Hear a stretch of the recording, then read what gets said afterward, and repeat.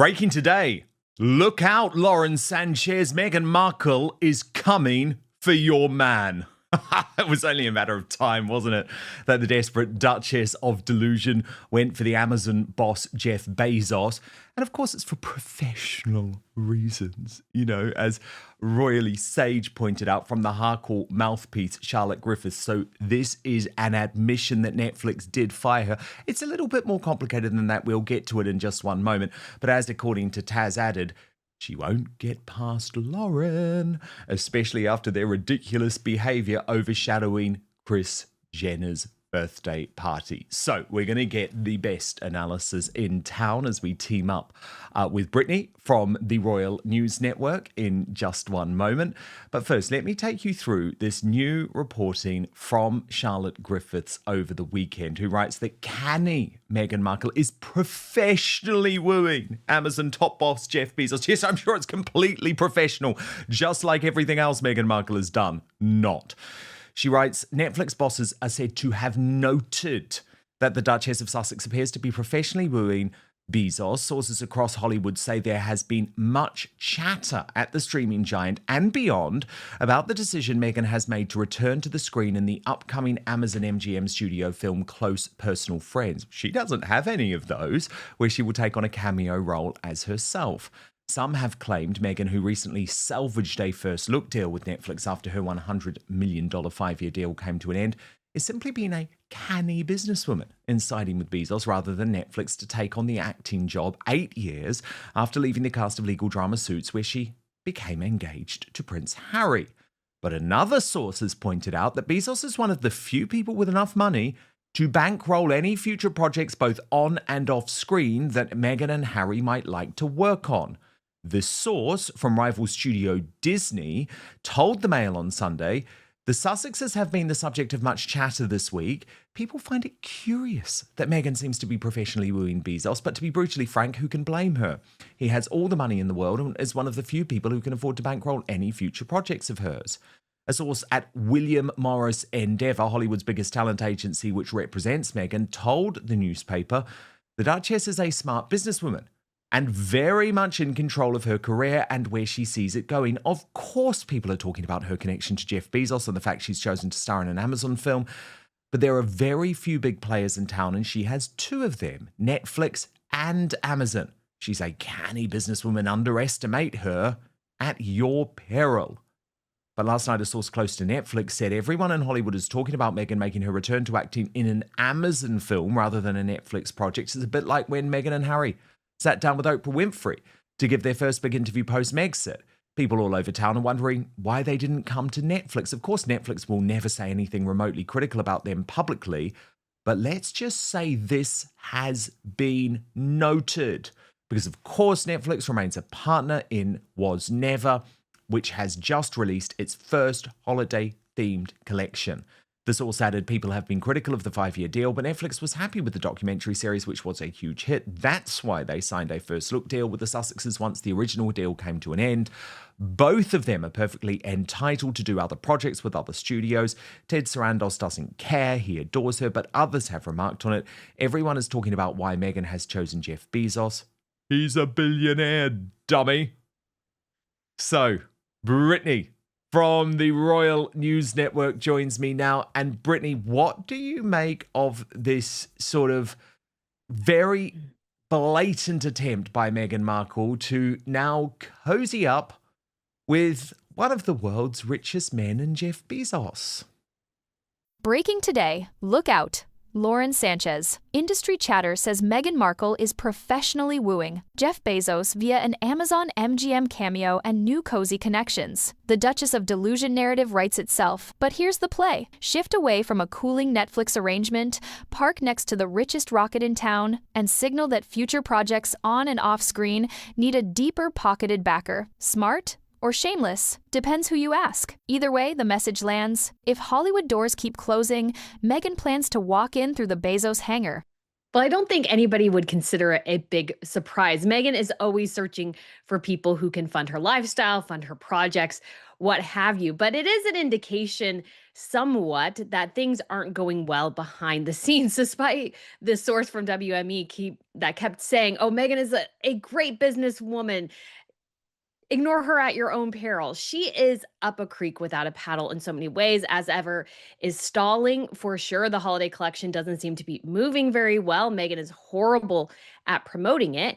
And a bit part on an Amazon movie is not really much to hang your hat on at this point. Yes, she's dipping her toe back in the acting waters, but we just don't see many other roles on the horizon. And Meghan's Achilles heel in this area has always been is that she's a horrible actress.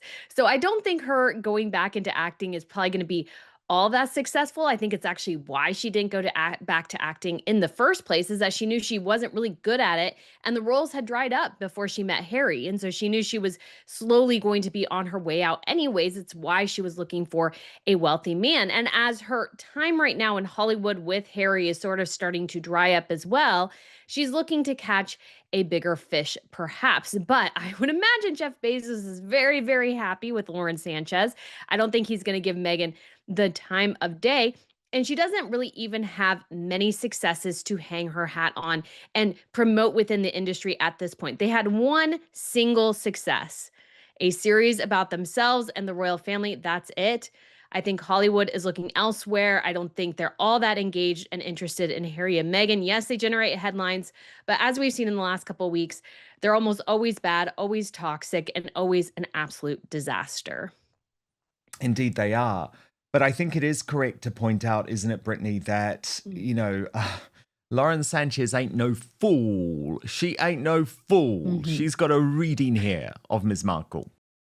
Oh, yes. Lauren probably is in some ways is cut from a similar cloth in that Lauren went after the money and she got the money, but she sort of revels in it. I think Bethany Frankel caught it best is like they are somewhat similar, but Lauren sort of owns her excess and her interests and everything like that. Whereas Meghan tries to play all fields and ends up just looking like an absolute hot mess. And so I think when it comes to this friction, Lauren, of course, will clock Meghan. And I think a lot of people in the industry totally see through Meghan Markle as well. As we've seen throughout Meghan's time in the royal family, pretty much nobody was fooled by her except for Harry. They all knew she was sketchy. They all knew that she didn't really have the right intentions in this relationship. And they tried to give her the benefit of the doubt, and it just definitely for sure did not work out. But you can't, I don't think, fault the royal family in some ways for trying to, let's say, see if there was something good there. Obviously, there wasn't. And I think a lot of Hollywood sees through her as well. They're just keeping her around just in case of the divorce or more royal drama that they can capitalize on. This is an industry that is run mostly by money. And so that's what they're chasing is the potential money Harry and Meghan and the drama they generate can develop into rather than them as individual talents. And so Lauren and Jeff, I'm sure, have met Harry and Meghan, but they weren't invited to the wedding, were they? So I don't think they're going to be that close. Yeah, indeed. And remember, Lauren Sanchez is good friends with Bethany Frankel from The Real Housewives of New York, who has Meghan absolutely down and has done for a long time. We learned over the weekend that it was because of her previous relationship with Trevor Engelson, Meghan's ex-husband. So I have a feeling Lauren Sanchez is going to be well and truly briefed on that. But look, it's fascinating, Brittany, that even a week on, this Kardashian Photogate drama shows no sign of letting up. And one of the theories is that the reason behind the storm was because the pictures of the pair inside of the event were just so horrendous. And there was more evidence of that over the weekend. Look at this from Maria Montessori, Brittany, who discovered that there was this picture in the background of Meghan clicking her fingers for service. And as Princess Carparkle said, Meghan Markle obviously realized too late she was in someone else's shot and looks dumb as hell. Harry isn't much better. She has a knack for finding the camera no matter what. But I mean, these pictures did not look good. And a picture of her clicking her finger demanding service clearly is a really bad look for this woman. And the timing? Brutal. We're barely a week removed from Photogate at Kris Jenner's 70th, where the Sussexes allegedly ticked no photos while having posed publicly hours earlier. Cue rage in Calabasas. Kim's camp is said to be baffled. Lauren's circle is reportedly unimpressed by the attention grab that hijacked Kris's night. Then the unflattering party pics surface. Harry glazed, Meghan finger-snapping for service, and suddenly the scramble to scrub images becomes its own headline. Result: Kardashians iced, Bezos world wary, and Meghan branded as someone who wants the footage until she doesn't. It is. And all the pictures I thought were actually rather unflattering of them that definitely Kris Jenner chose. I don't think they made many friends at that event. They definitely treated it like they did Meghan's wedding, as a networking opportunity. And so they were definitely trying to wheel and deal there, but I just don't think it went over very well. They have a very, very dismal track record.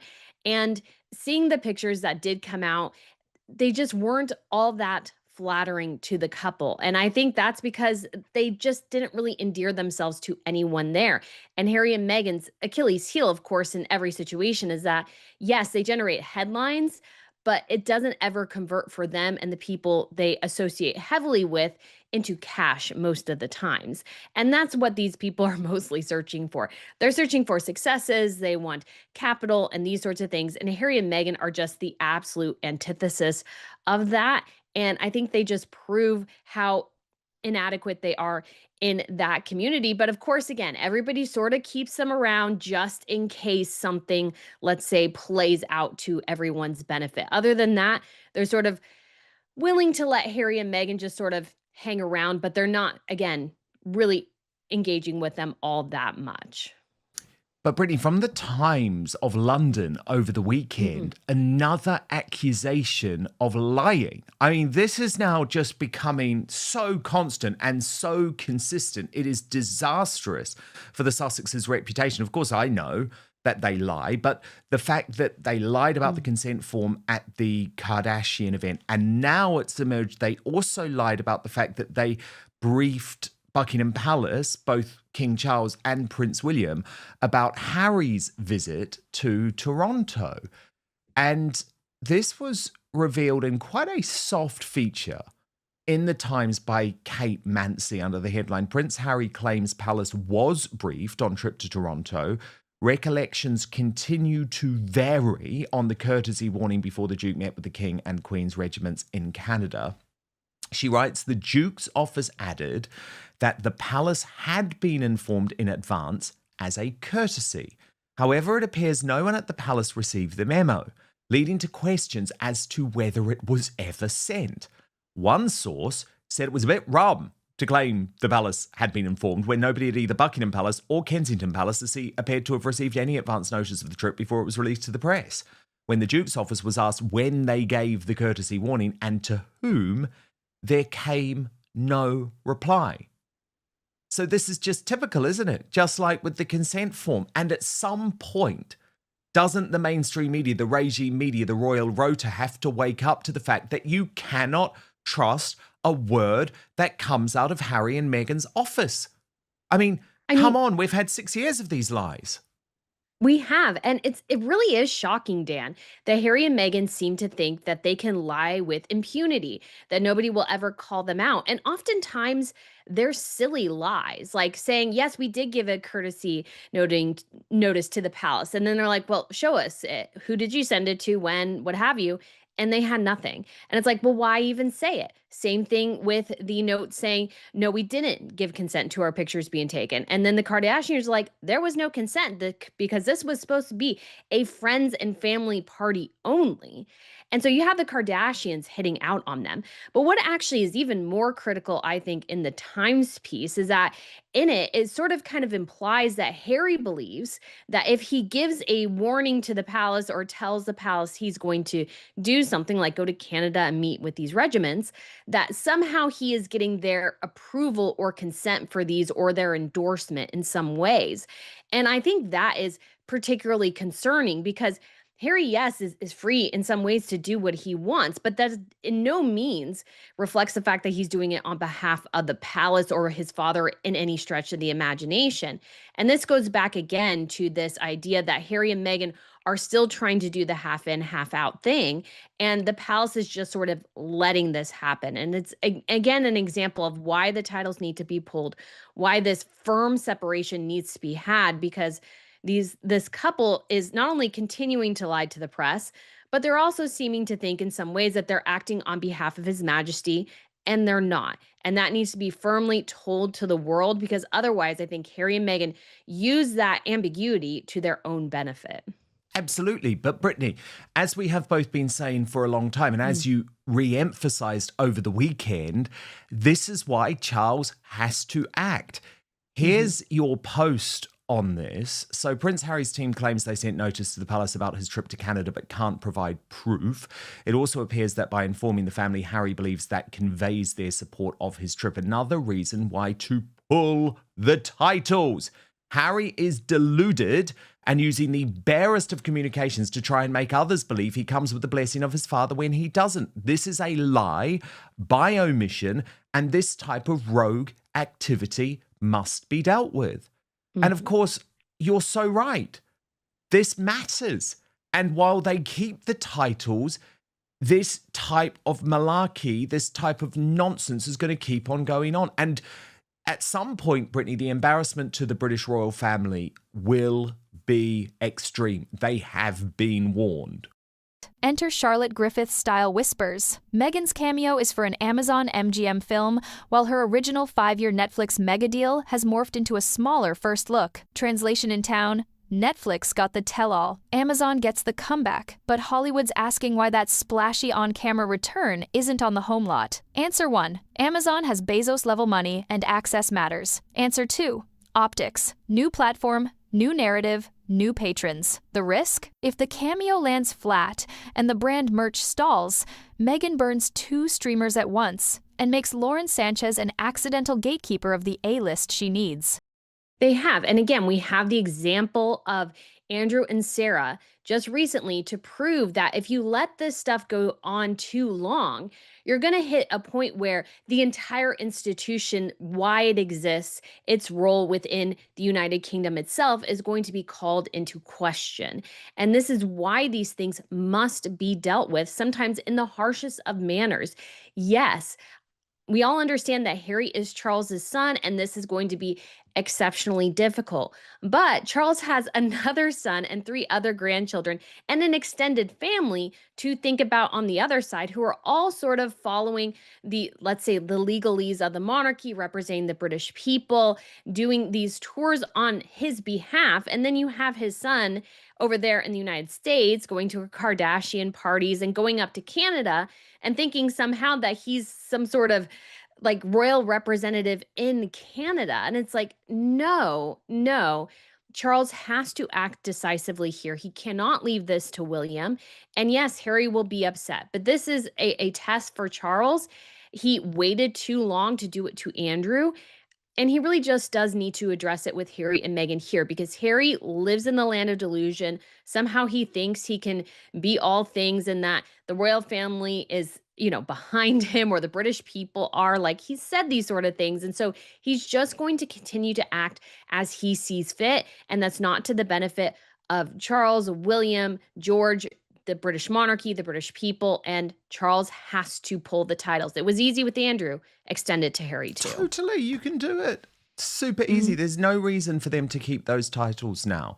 The line of succession, that's another thing. But the titles, they do not need them. Obviously, the line of succession, that's a separate conversation, and we'll have that separately. And we have had that separately. But look, Kennedy from the Fox News Network has been reporting some exclusive information about what went on at that Kardashian party in a new column for the Daily Mail, where she writes, "My Montecito mole tells me why Meghan threw a fit after Kris Jenner's birthday party." She reveals from this source, and this source, Brittany, she has, used before. It's someone very close to her in Montecito who knows what goes on with Meghan. And this source says, Meghan is so particular about curating her image and has approval over every photo that goes out. She saw those photos and realized how bad she looked compared to every other woman at the party, and obviously threw a fit.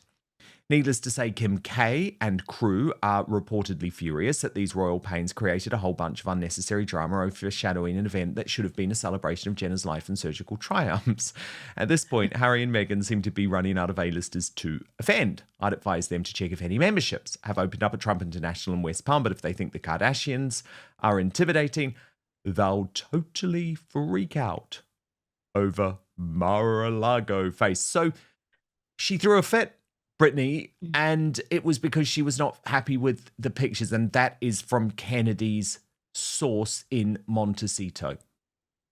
I mean, I think we can all believe that, Dan. The photos were not flattering, especially the one. It made her look a lot heavier than we know that she is. It was just the angle and the style of dress, but that was the style of dress Meghan Markle chose. She chose to dress that way. There were probably numerous other dresses that she could have chosen that were much more flattering. But Meghan's problem is, and we see it reflected there in Kennedy's article, that Meghan can't take advice. She can't take advice, she can't take feedback, and she ends up sort of in a mess because people can be there to tell you, "Hey, that doesn't look super good. Maybe do something different." But Meghan thinks she's always right, and she has this obsessive need to control every single aspect about her public identity basically. And unfortunately, the reality is that if you are a public figure, even on the micro scale or the macro scale, there are things you just cannot control, and that's just sort of life. And I think Meghan's great frustration sort of in her royal and post-royal life is that she didn't have the meticulous control she did when nobody cared who she was on Suits. And so she's constantly battling that desire and constantly failing. And this is why they've stepped from one mess into another. I think she is so obsessed with how the image is. You know, her and Harry both have to wear the Dodgers hats. Not just her, both of them had to. And it was part of the costume. And of course, that backfired on them. And so if they could just take advice and feedback, and if Meghan could let go of the aspects, very much like the Kardashians have, where you just can't control everything and you just go with it. I think Meghan would be much more successful than she is, but she is her own worst enemy. She self-sabotages constantly. And again, we see this play out almost endlessly at this point. It's just incredible that they haven't learned seemingly anything over the last 5, 7, 8 years. Neither has the British Bashing Corporation. Brittany, that's my nickname for the UK's state broadcaster, not only being sued for $1 billion by the US President Donald Trump, egregiously refusing to show respect to Catherine, the Princess of Wales. Remember this from last week during remembrance ceremonies. And take you to the Arboretum in Staffordshire, as we said there. Kate Middleton attending that ceremony. Let's have a listen in. Well, a reluctant, grovelling apology has now been issued, Brittany, in the past few hours from the BBC, which reads, "We received complaints from people unhappy that we didn't use the Princess of Wales's correct title during our coverage of Armistice Day. During our coverage of memorials to commemorate Armistice Day, we mistakenly referred to Catherine, Princess of Wales, as Kate Middleton. These were errors during hours of live broadcasting, for which we apologise. Throughout our Armistice Day coverage more broadly, we referred to Catherine by her correct title." But I'm sorry, Brittany, to try and claim that this is a mistake is total baloney. It is pretty shocking, I think, especially because it was like a broadcast. They should know better. I understand why they do it somewhat, using her maiden name in the titles of articles. It's for search engine reasons, algorithms, these sorts of things. That's just the more well-known name. But on a live broadcast, most people tend to try to use the correct title because you're not dealing with sort of some of the same kind of stipulations that you are in an article. So it's just again reflects sort of the lack of education, you could say, within the BBC when it comes to their royals, and they're supposed to represent their state television. Basically, they're supposed to represent and know the correct titles for members of the British royal family. It's sort of maybe understandable if an American broadcast does that, but the Times of London, the Telegraph always use the correct titles. It was sort of shocking that the BBC didn't. Again, I understand some of it when it comes to titles, let's say in online pieces, written online pieces, but it is really unmistakable. And obviously, they got a huge amount of complaints about it. and have decided to go, yeah, we apologize. But it's like at this point, though, they should know better, especially for such a sacred day. They really should be using the correct titles for all the members of the family. Totally, but it's just the downfall of the BBC represented in so many ways.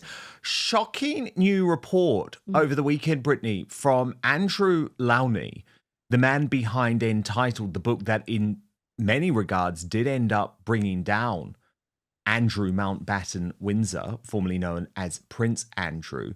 His new world exclusive reports that Jeffrey Epstein was actually plotting to assassinate both Andrew and Fergie. I just want to take you through this reporting, Brittany, from Andrew Lowney, who has obviously been doing some brilliant work, but this is a very shocking one. He writes, a person deeply connected to sociopath Jeffrey Epstein told the Lowney report that Epstein harbored homicidal thoughts weeks before he was found dead. He devised a detailed plan to take out Prince Andrew and Fergie, the source said. He was worried that they would fold and spill damaging information about him. He felt strongly that both Andrew and Fergie had breached his trust and were planning to leak key information about him in an attempt to save their own skins. Jeffrey developed a concrete plan to eliminate both of them and had been in talks with a notorious UK sniper for hire. If Jeffrey hadn't died, Andrew and Fergie would have been murdered. They knew too much about his sex trafficking ring. The source elaborated on what triggered Epstein's homicidal thoughts. He said Epstein became convinced the British monarchy was planning to take him out via extrajudicial killing. Jeffrey was tipped off by a person connected to Prince Andrew that Buckingham Palace was infuriated by Prince Andrew's long-time connection to him, the source revealed. Jeffrey became paranoid that the palace would kill him. He always believed Prince Philip and the British royal family were behind Princess Diana's death. He told people close to him weeks before he died that he would be the next to be murdered by the royals. He said during the many years he was close to Prince Andrew, he learned the palace had a long history of carrying out extrajudicial killings. The former friend of Epstein said Epstein was more worried about Fergie than Andrew. Jeffrey said Fergie used to tell him about other people's secrets. He said most likely she would not hesitate to tell his. He had lost both complete trust in Fergie and Andrew and wanted them out of the picture forever. Brittany, another extraordinary twist in this ongoing crisis. It's an interesting one, I will say. I'm not sure I totally buy it. I like a lot of Andrew's reporting, but I'm just not totally sure about this story because it seems just a little too fantastic in many ways. But I think Jeffrey definitely did have, of course, many reasons to be worried about what perhaps Andrew and Sarah will share. But at the same time, anything they shared would have not only implicated Jeffrey, but implicated themselves as well. So I'm not totally familiar with this time frame in Epstein's life as they were probably gearing up for trial, what maybe they could have revealed or what pressures were being put under people. But at the same time, it would have been interesting. I think what Epstein could have done, which would have been even more damaging, is if he had any information rolling on Andrew or Sarah themselves and sharing things that and publicly embarrassing them would have probably done much more damage in a lot of ways to the Yorks or the former Yorks than an assassination. But it's an interesting theory, interesting source, but I'm not sure I totally buy it. Here's the stakes. Meghan needs a clean win, ratings, products, or prestige casting before the Kardashian rift hardens and the Bezos circle decides she's more chaos than cachet. Lauren is savvy and territorial. Kim is the queen of receipts. And Hollywood loyalty flows to whoever delivers numbers, not noise. If Meghan can't convert headlines into heat, expect fewer invitations, tighter cameras, and a fast slide from professionally wooing to professionally walled off. For now, the Bezos-Kardashian axis holds the velvet rope, and Meghan's either about to waltz through it or bounce right off it.